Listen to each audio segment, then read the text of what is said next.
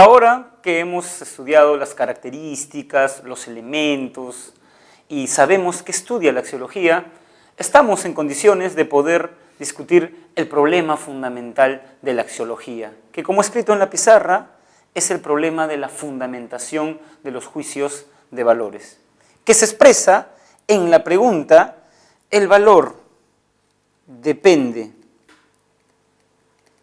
del objeto o del sujeto? El valor depende del objeto o del sujeto.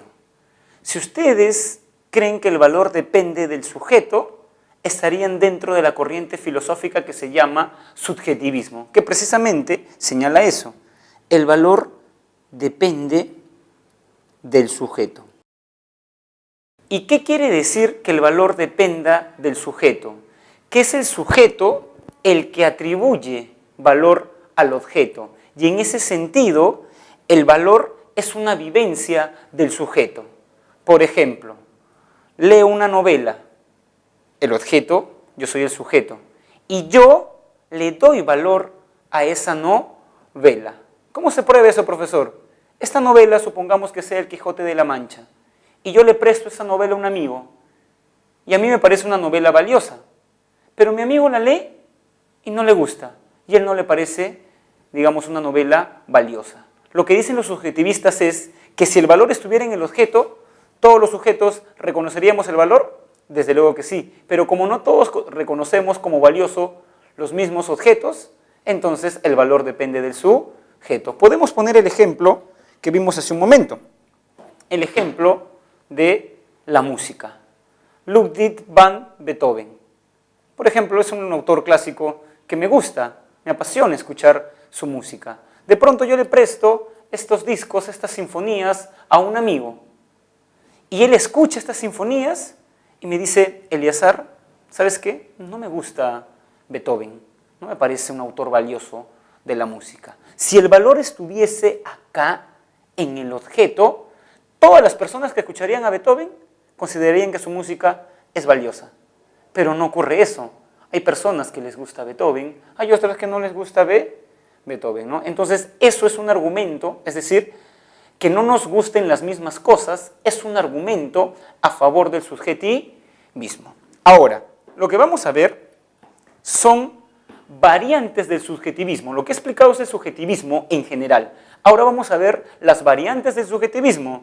La primera variante se llama hedonismo y señala que el valor está en el sujeto, pero que es lo que le genera placer al sujeto lo que él considera valioso. Hedonismo. Lo valioso depende de lo placentero.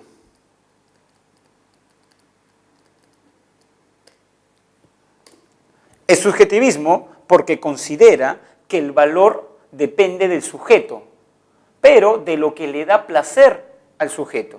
Por ejemplo, supongamos que un estudiante diga: profesor, a mí me da placer leer 100 años de soledad. Si a ti te da placer leer esta novela de Gabriel García Márquez, entonces tú vas a considerar que es valiosa. Pero eso que es valioso para ti no puede ser, digamos, juzgado como tal para otra persona. Ahora, esta posición es defendida por Epicuro. ¿Saben cuál es el problema? O sea, no con la filosofía de Epicuro, sino con cómo se ha entendido la filosofía de Epicuro. Que cuando uno habla de placer para Epicuro, las personas suelen pensar en placeres corporales. Pero Epicuro hace una distinción bastante fina entre placeres corporales y placeres espirituales o placeres del alma. Y Epicuro consideraba que los placeres fundamentales de la vida son los placeres espirituales, lo que él llamaba la ataraxia, la tranquilidad del alma. ¿Qué les quiero decir en otras palabras? Que si ustedes creen que el placer de la vida es, por ejemplo, comer, Epicuro diría que no son buenos seguidores de su filosofía, porque él les diría: ustedes parecen cerdos, porque el cerdo, como solamente tiene cuerpo, va a buscar placeres del cuerpo, pero el hombre es algo más que cuerpo. Entonces, tiene que buscar lo propio, digamos, sus placeres espirituales. duales. Y Epicuro es bien claro a este respecto. En una carta a un discípulo le dice, no encontrarás el verdadero placer ni en banquetes, ni en orgías, ni con doncellas. ¿Qué le está diciendo Epicuro a este discípulo? Que el verdadero placer de la vida no es ni comer bien, ni la sexualidad. El verdadero placer es la tranquilidad del alma. Vamos a poner este ejemplo.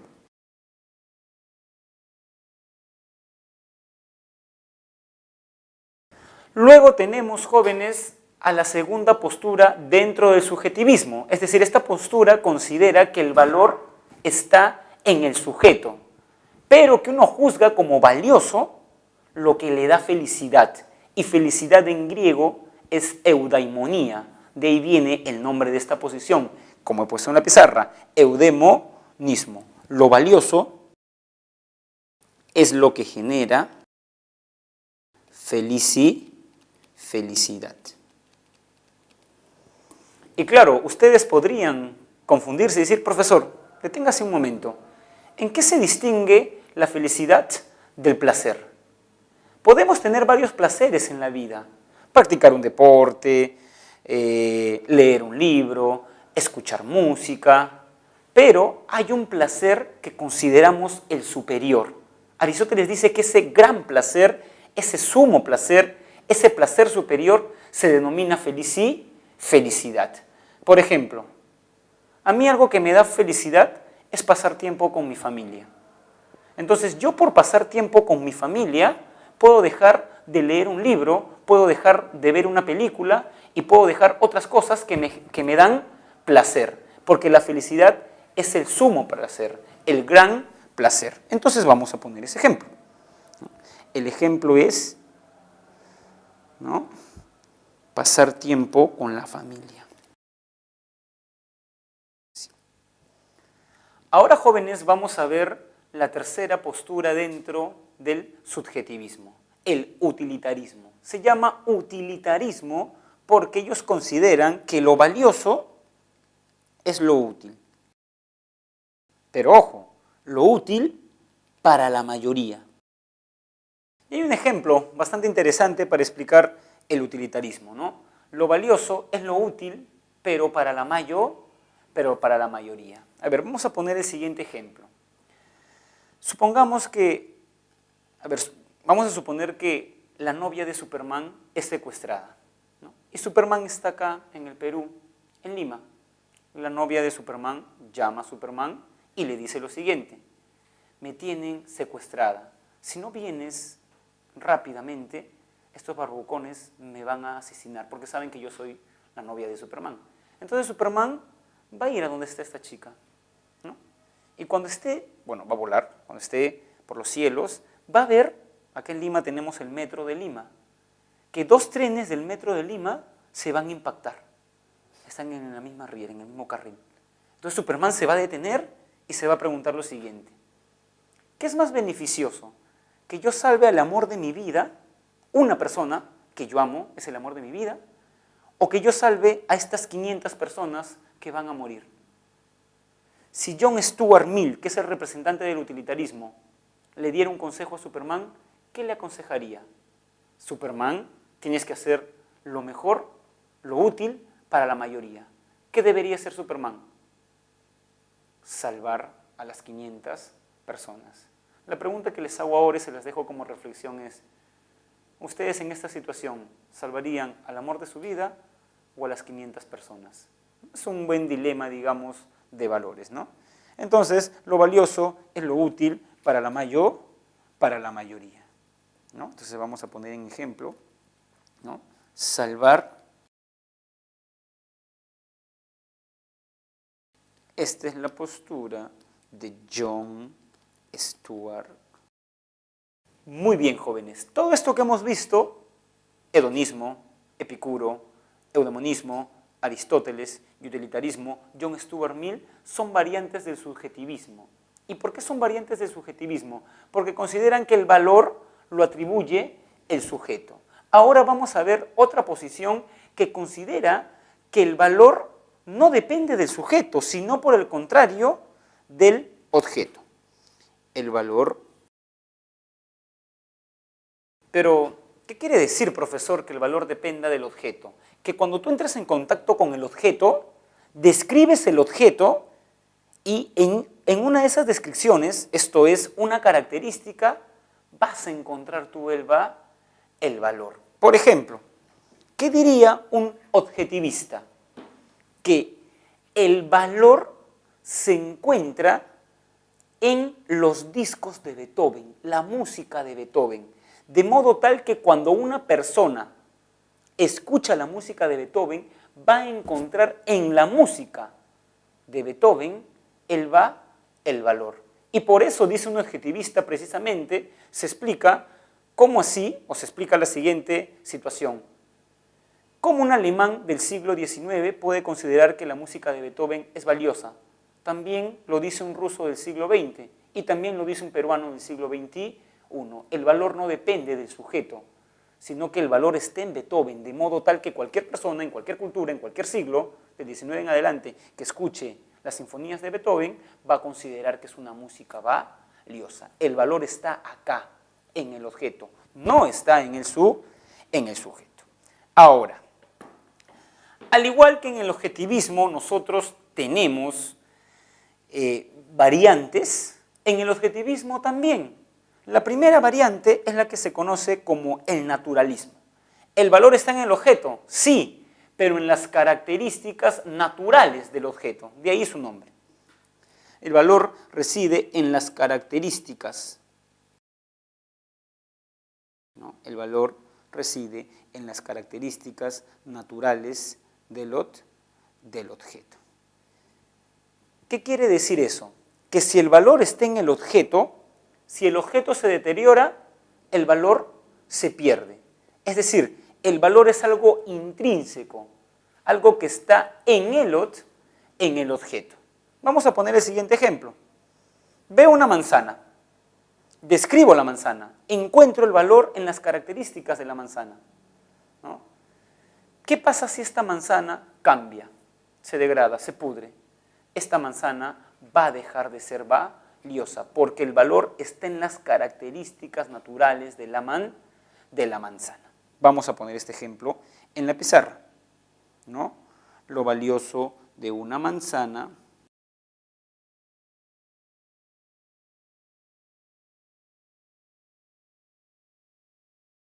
recuerden eso que les he dicho, jóvenes, porque es una pregunta de examen de admisión. ¿Para qué posición filosófica, axiológica, si cambia el objeto, se pierde el valor? Objetivismo. Porque si el valor está en el objeto, si el objeto cambia, deja de ser valioso. Recuerden el ejemplo de la manzana.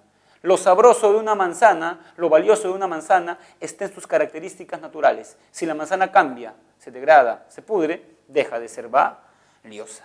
Ahora tenemos otra posición dentro del objetivismo, que se llama idealismo objetivo, porque señala que el valor reside en las ideas, no en el sujeto. Por eso es objetivismo. El valor no está en el sujeto. Bueno, habría que decir también que tampoco en el objeto, sino en las ideas. Recuerden ustedes la semana número 4, las primeras semanas, ¿no? ¿Qué pensador hablaba de las ideas? Incluso creía que había un mundo de las ideas. Platón.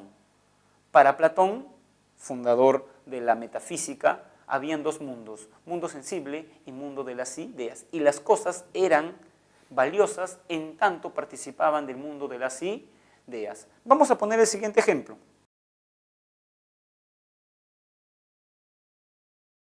Platón diría lo siguiente. Piensen en un certamen de belleza. ¿El jurado tiene una idea de belleza? Sí, el jurado tiene una idea de belleza. Según esta idea de belleza, el jurado va a juzgar a las mujeres como bellas o no tan bellas. Y va a elegir a la mujer más bella. Supongamos que estemos en un Miss Universo o Miss Mundo. Miss Colombia es considerada la más bella del año 2017. La pregunta es, Miss Colombia, esta chica de acá a 50 años, ¿va a seguir siendo bella? No, va a cambiar. Pero la idea de belleza, ¿va a permanecer? Sí, porque para Platón la idea de belleza, recuerden, es inmutable.